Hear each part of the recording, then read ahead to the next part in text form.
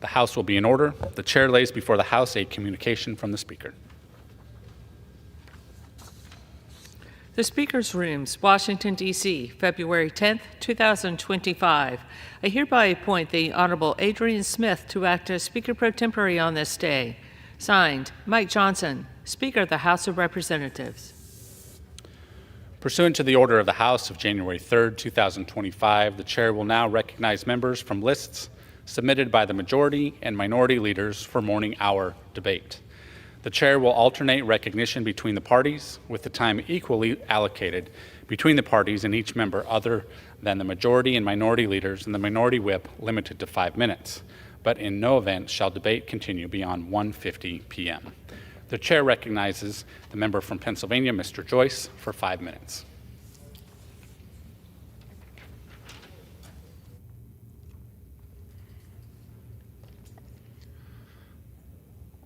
Thank you, Mr. Speaker. During the last 5 months of President Biden's term, he imposed more than 1,500 regulations on the American people. Our policies should be focused on fostering economic growth for small businesses, not weighing them down with more regulations. This week, the House will vote on the Midnight Rules and Relief Act. This legislation gives Congress the ability to overturn multiple regulations in one action. Immediately after President Trump was sworn in, he got to work improving government efficiency, and now it is time for my colleagues here in the House and in the Senate to follow suit so that the American people can once again prosper. Thank you.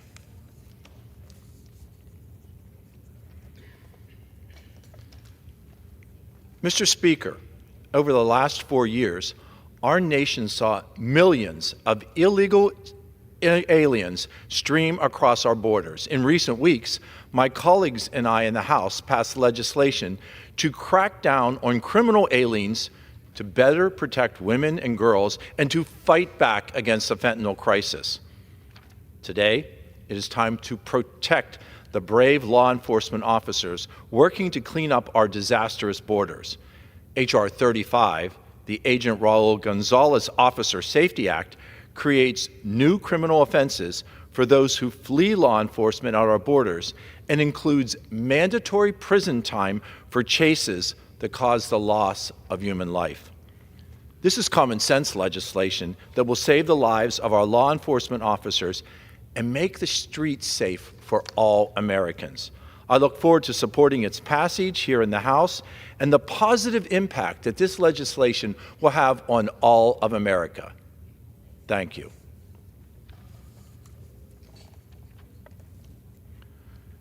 Mr. Speaker, I rise today to honor Schatzer Fruit Market and Orchards in Franklin County, Pennsylvania, for their exceptional showing at the 2025 Pennsylvania Farm Show.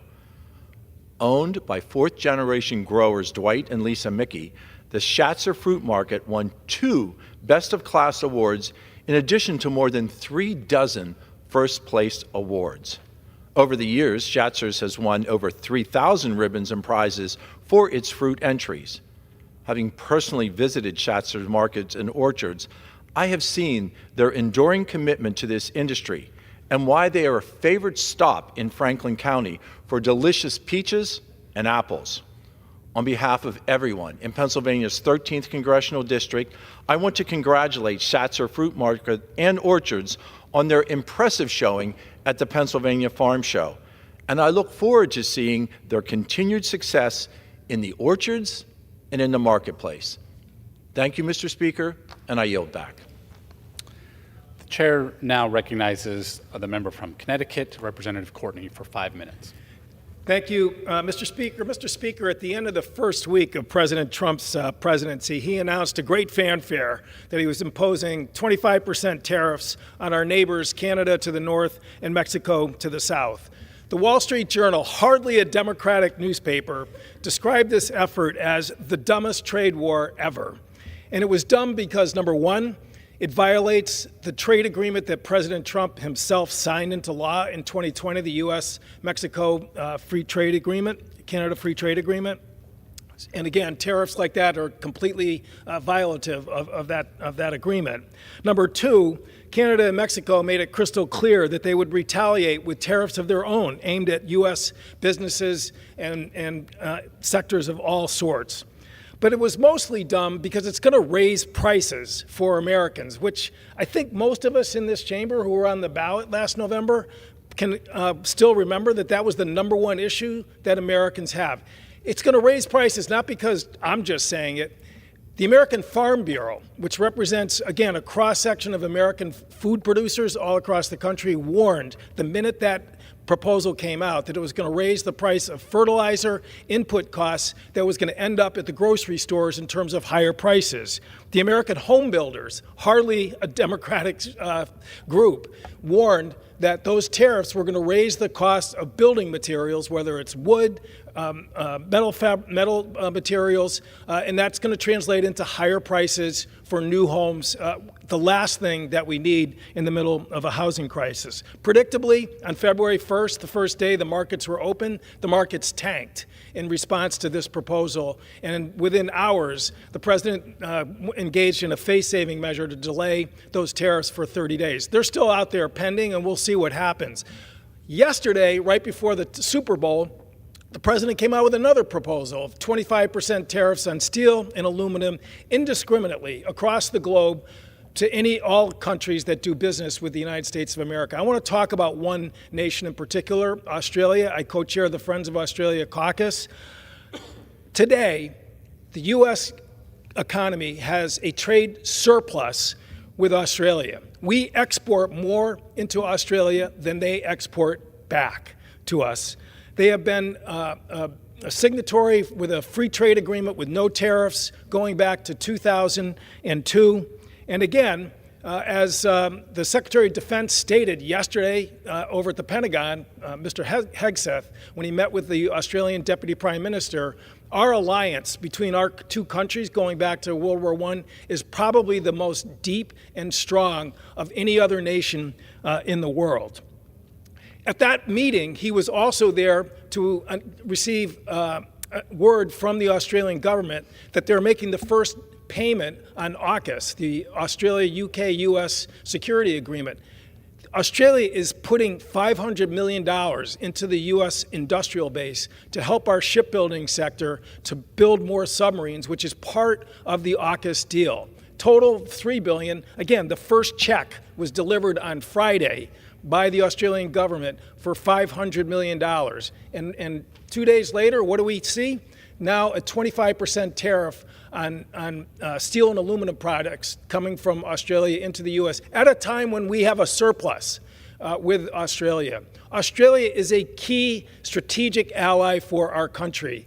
They are positioned in the Indo-Pacific at a place where, again, tensions are sky high, and we need their input, their help in terms of making sure that we are going to rebalance that security environment and protect the rule of law in the Indo-Pacific. Instead, what we're seeing is a completely needless, almost insult to the people of Australia by raising tariffs of Australian products coming into this country. At the same time, we are working with them, and they are buying 3 nuclear submarines, cash on the barrelhead, full price, no gimmies, no giveaway. So again, by all the measurements that President Trump talks about, trade issues that were being ripped off by other countries, in this case, every one of those arguments fails. There, again, is a strong bipartisan caucus, the Friends of Australia caucus, that actually understand the importance of Australia. And again, we will do everything we can to make sure that this administration changes course and treats our friends and our allies with the respect that they deserve in terms of the contributions that they're making to their national security in a critical part of the world and our national security. Again, Mr. Speaker, I yield back. The chair now recognizes the member from Iowa, Representative Miller Meeks.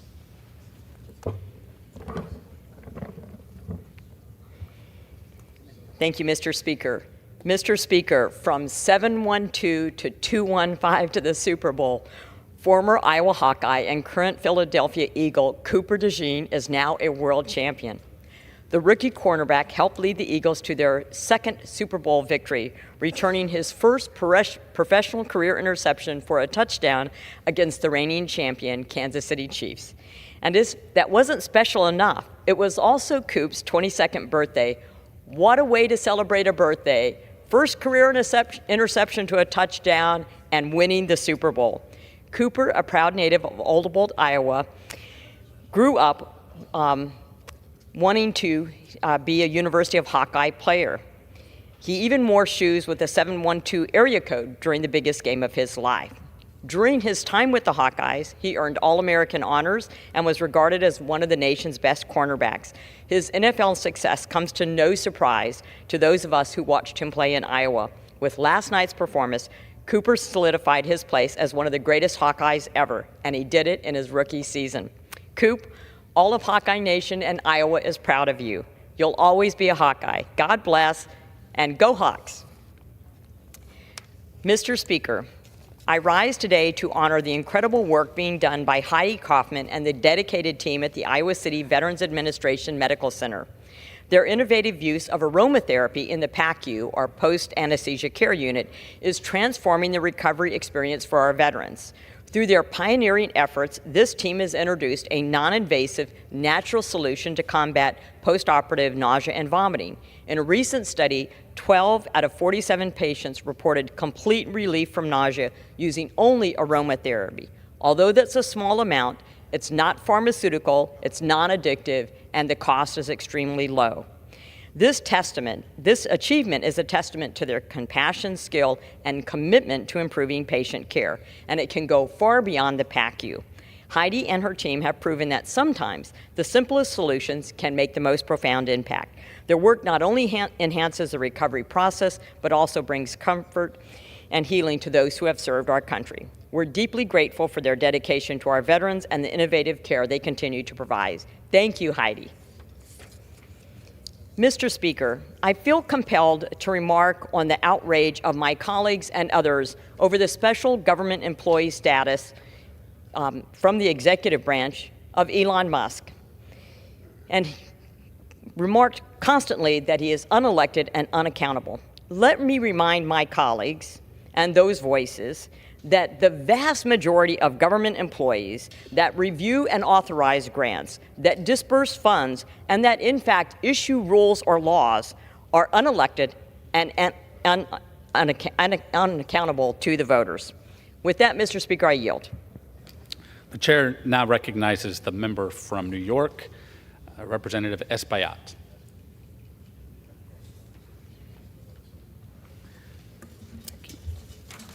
Thank you, Mr. Speaker. I rise today in support of the 7th Annual Dominicans on the Hill event, which will be held tomorrow. It is a time for all participants to celebrate the contributions of Dominican Americans throughout the country.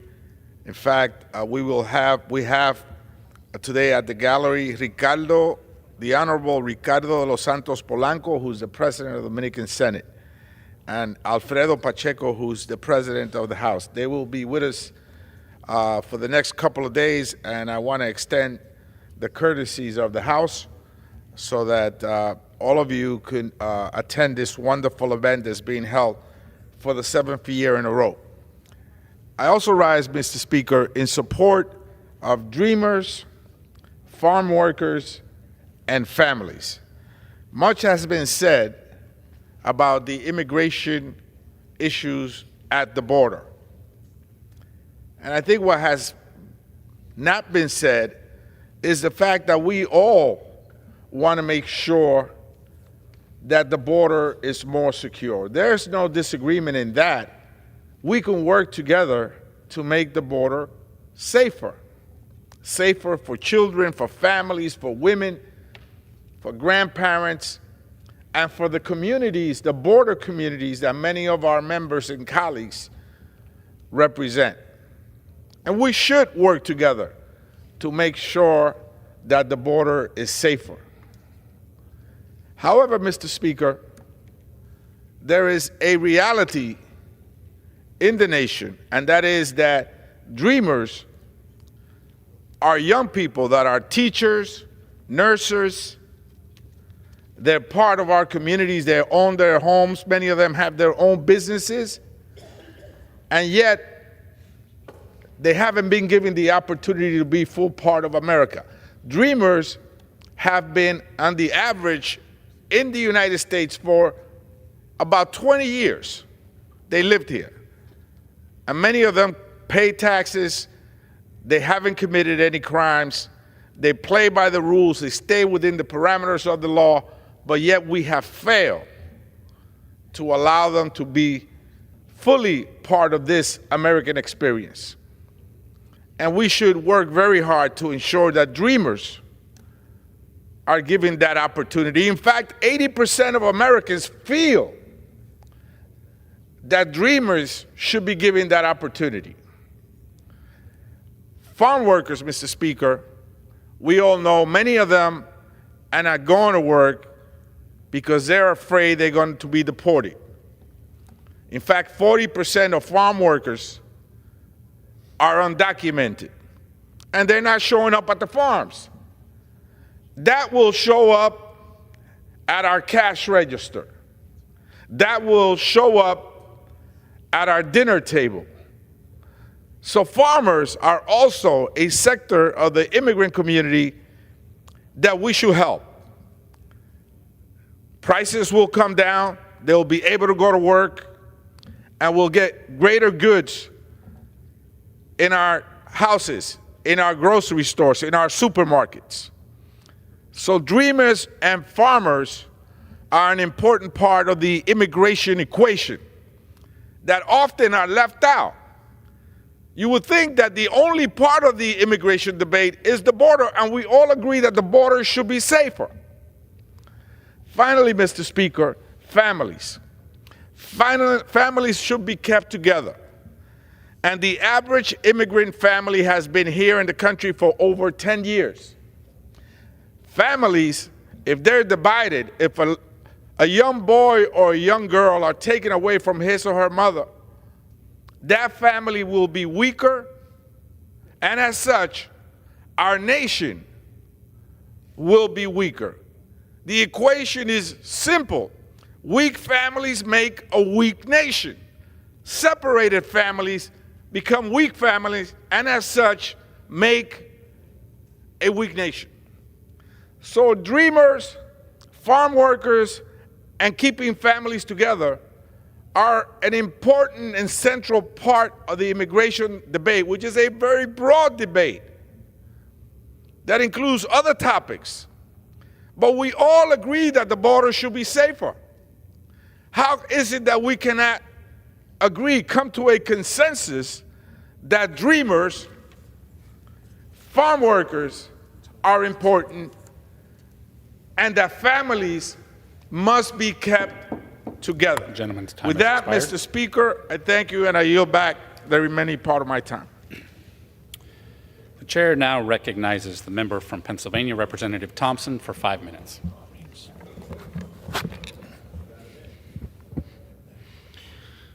Mr. Speaker, I rise today to recognize the 115th anniversary of Scouting America. On February 8, 1910, Chicago businessman William D. Boyce, who grew up in western Pennsylvania, incorporated the Boy Scouts of America, now known today also as Scouting America.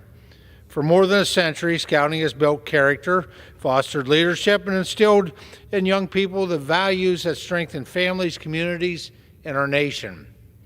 Generations of Scouts have learned that leadership is not about titles, but about action. It's about stepping up when others step back, about lending a hand when it's needed most. Time and time again, Scouts have answered the call, whether responding to natural disasters, local emergencies, assisting veterans, or leading conservation efforts in their communities. Even in my current role as U.S. Representative for Pennsylvania's 15th Congressional District and Chairman of the House Agriculture Committee, I use the lessons and values learned in Scouting to ease and to guide my decision-making. The Scout Oath tells us that we have a duty to God, country, others, and self. This is a checklist that I use when voting on the House floor. The first question I ask myself is how this affects my duty to God. Is the bill righteous according to God's word, according to my faith? If the bill passes this test, I ask myself whether this fulfills my duty to country. Will this benefit the country and my constituents? What does the Constitution have to say about the decision I'm making? If the bill passes this step, I will move on and ask myself how this fulfills my duty to others. Now, for me, that's more than, as a representative of Pennsylvania 15th Congressional District, that's more than 780,000 citizens in 18 counties, a third of the landmass of Pennsylvania. In my role as chairman of the U.S. House Agriculture Committee, that's being accountable to every individual in this nation when it comes to food, fiber, and energy. If the bill passes that step, I'll move on and ask myself how this fulfills my duty to self. Now, while this may sound selfish, it represents the duty I have to myself, based on two other principles of scouting. Am I prepared to do my best? The Scout Law, motto, and oath are moral benchmarks for serving others, our community, and ourselves. Scouting enables the next generation of youth to develop leadership skills, connect with their community, build self-confidence, and gain numerous other benefits for themselves and their country. The Scouting program is one of the best youth organizations for cultivating a sense of responsibility and leadership development, allowing them to become engaged citizens who care and respect their communities. I'll always cherish the time I spent in Scouting and value its role in shaping me into whom I am today. I've been involved in Scouting for more than 50 years, including serving as a Scoutmaster, achieving the rank of Eagle Scout in 1977. Scouting helped me discover my life purpose, helping others. I take the lessons learned throughout my own Scouting career and apply them in every aspect of my life today, including in my job serving as a United States Congressman. As co-chair of the Congressional Scouting Caucus, I was proud to introduce a resolution alongside my fellow Eagle Scout from Georgia, Mr. Sanford Bishop, designating Saturday, February 8th as Scouts of America Day to honor the tireless service of Scouts, volunteers, and participants in our communities. The Scouts have a slogan, do a good turn daily. I hope everyone sees the value in helping those around them and continues to pursue kindness. Mr. Speaker, I want to thank the Scouts, leaders, volunteers, and families who have helped keep this movement strong. Their dedication ensures that Scouting will continue to inspire and guide future generations. With that, Mr. Speaker, thank you, and I yield back the balance of my time. The chair now recognizes the resident commissioner from Puerto Rico, Resident Commissioner Hernandez Rivera, for 5 minutes. Thank you, Mr. Speaker. Imagine it's New Year's Eve. You're full of hope and optimism. This will be your year. You might finally get that promotion. You will graduate. You might finally lose those extra pounds. And all of a sudden, the power goes out. You are used to it. It's maybe the first time it happens that day. It probably isn't the first time it happens that week. It certainly isn't the first time it happens that year. But the hours go by and power doesn't come back. The clock strikes 12, you hear the fireworks, you hear the countdowns, but you try to turn on the power and it doesn't turn back on. That was the sad reality of nearly 1.2 million Puerto Ricans on New Year's Eve. That is the sad reality that many thousands of Puerto Ricans will face on an average day. Why? An outdated power grid and a slow recovery process after Hurricane Maria. Puerto Rico's energy crisis is not a partisan issue. The left can treat it as a humanitarian crisis. The right can see it as an obstacle to making America great again. The center can view it as both. It is a problem and it needs a solution. Which is why I, alongside Representatives Torres and Soto, sent a letter to the administration in support of our Republican governor's request for a federal emergency declaration to address this crisis. We urge the administration to act. We urge the administration to unblock the federal resources that Puerto Rico needs to address this problem. We urge the administration to empower the people of Puerto Rico to be able to overcome this issue. Now, for the benefit of my constituents, I will repeat my remarks in Spanish. Imagine que es la víspera del Año Nuevo. Usted está lleno de esperanza y optimismo. Este puede que sea el año que consiga ese ascenso. Este puede que sea el año en que se gradúe. Este puede que sea el año en el que usted pierda esas libritas de más que llevan años molestándole. Y de repente se va la luz. Puede que sea la primera vez que pasa ese día. Probablemente no es la primera vez que pasa esa semana. Seguramente no es la primera vez que pasa ese año. Lamentablemente usted ya está acostumbrado. Pero pasan las horas y la luz no vuelve. El reloj marca las 12. Ves los fuegos artificiales, escuchas el conteo regresivo, pero tratas de encender la luz y todavía no hay energía. Esa fue la triste realidad de 1.2 millones de puertorriqueños el pasado 31 de diciembre. Esa es la triste realidad que enfrentan miles de puertorriqueños en un día cualquiera. ¿Por qué?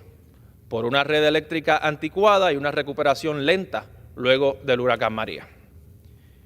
Este no es un asunto partidista. La izquierda puede verlo como un reto humanitario, la derecha puede verlo como un obstáculo en su agenda de Make America Great Again, el centro lo puede ver como ambas cosas, pero este es un problema y necesita una solución. Por eso es que junto a los representantes Soto y Torres envié una carta a favor de la solicitud de nuestra gobernadora republicana al gobierno federal para que declare un estado de emergencia federal a raíz de la crisis de energía eléctrica que enfrenta Puerto Rico. Instamos a la administración actual, lo instamos a declarar un estado de emergencia federal y los instamos a darle a Puerto Rico las herramientas que necesita para resolver esta crisis de una vez y por todas. Thank you, Mr. Speaker. I yield back. The chair now recognizes the member from Massachusetts, Representative McGovern, for 5 minutes. Mr. Speaker, I rise today to bring attention to the case of Ethyl Rosenburg, who, along with her husband Julius, was convicted of conspiracy to commit espionage and executed in 1953. For decades, evidence has cast serious doubt on the charges against Ethyl Rosenburg.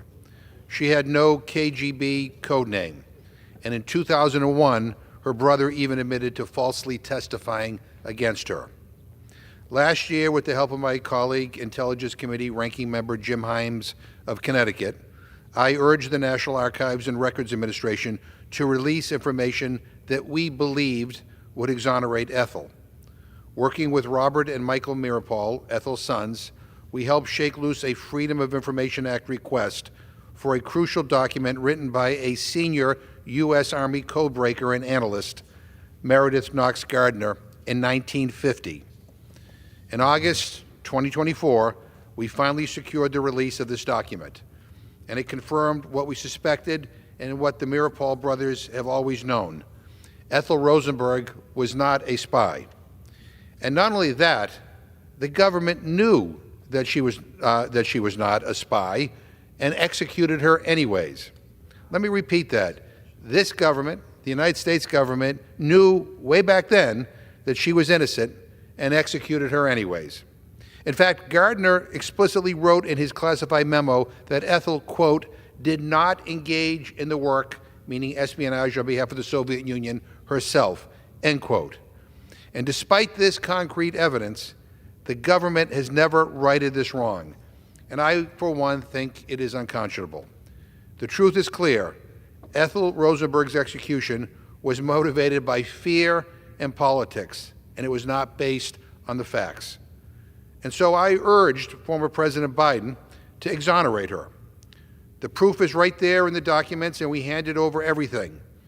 Yet, unfortunately, President Biden did not act. Ethyl Rosenberg's execution was a miscarriage of justice. I think a disgraceful stain on our history. It was also a tragedy that left 2 young boys orphans.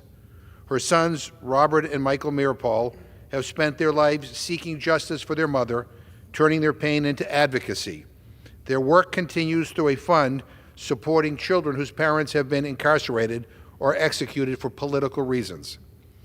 Their own children and family are even involved in this advocacy, and I greatly admire the way they have taken such a terrible tragedy of their lives and used it to put good back into the world. I deeply admire them, but no family should have to fight this long for the truth. And it's my hope that one day a presidential administration will acknowledge the wrongfulness of her death and fully exonerate Ethyl Rosenburg so that her name may be cleared once and for all. Until then, let the congressional record show, and every person in this building know, the U.S. government knew that Ethel Rosenberg was innocent. We knew that she was not a spy, and we executed her anyway. And I find that to be a disgrace, and I want to apologize for the pain and grief her family suffered because of what happened. Ethel was put to death during the height of McCarthyism, a time of hysteria when due process was cast aside. She was put to death at a time when due process was not guaranteed and our democratic values were not always upheld. We let fear and anger and hate get the best of us. We are currently living through an equally troubling time in our country. People are being targeted and attacked for the way they think, what they say, and who they are. Facts must still matter, Mr. Speaker. And let's learn from our imperfect history.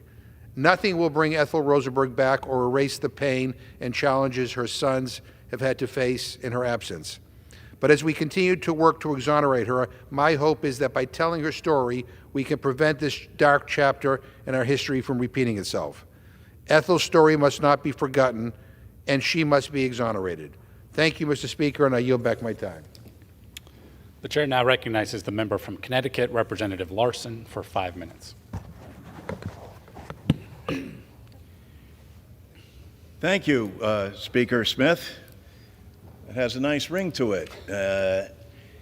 I rise today to address ongoing concerns about Social Security, especially just in this past week, since Mr. Musk has decided that he, in an unauthorized position, not approved by the Senate, with no accountability, is after everybody's data and information at SAA. Mr. Speaker, it might surprise some of the viewers in our audience to know why the wealthiest man in the world needs to know your Social Security and Medicare and Medicaid information. Privacy is something that Americans value. Data is something that billionaires can turn into money. And so, Mr. Speaker, we need to know what role Elon Musk and Doge, or I call it Dodge because they dodge accountability, will have with the agency and everyone's hard-earned benefits. As if an unconfirmed, unelected billionaire should have access to yours or anyone's sensitive information. And if the cuts that they're promising and what he's looking for come through, that means people's personal Social Security will be reduced by 36%. It hasn't been enhanced since Richard Nixon was President of the United States. And now Mr. Musk is out because he's been charged. 70% of the federal budget comes from Social Security, Medicare, and defense. They're coming after you, and specifically they need that data also. So he and his minions of unauthorized, unaccountable people are going forward. We have written to Acting Commissioner King attorneys generals across the country, including my own from the state of Connecticut, Mr. Attorney General Tong, are putting forward attempts. And then we learned today or this morning that President Trump says that he's just going to ignore the courts because he believes that he's above the law, Mr. Speaker, that he's not accountable to anyone. And now he's saying that he's not even accountable to the courts because he and the billionaire class have gotten together and said, don't worry, no one on the Republican side in the House and Senate who control both the House and Senate is going to speak up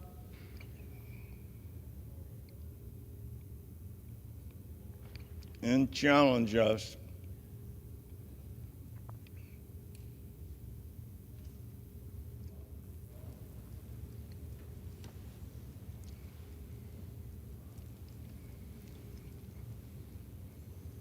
But we need to protect Americans' privacy and their social security.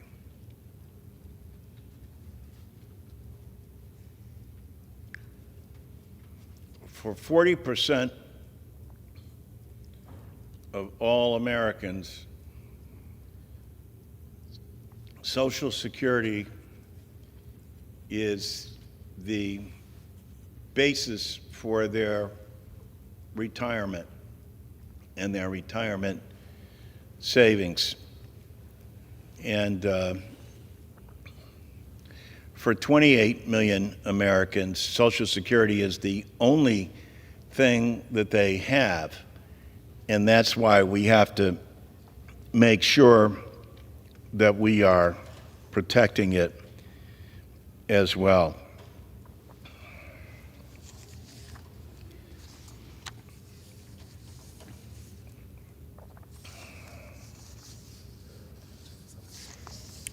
The gentleman's time has expired. The letter that we sent to The gentleman's time has expired. thank you, I yield back. Thank you. Members are reminded to refrain from engaging in personalities toward the president. Recognizes the member from Missouri, Representative Bell.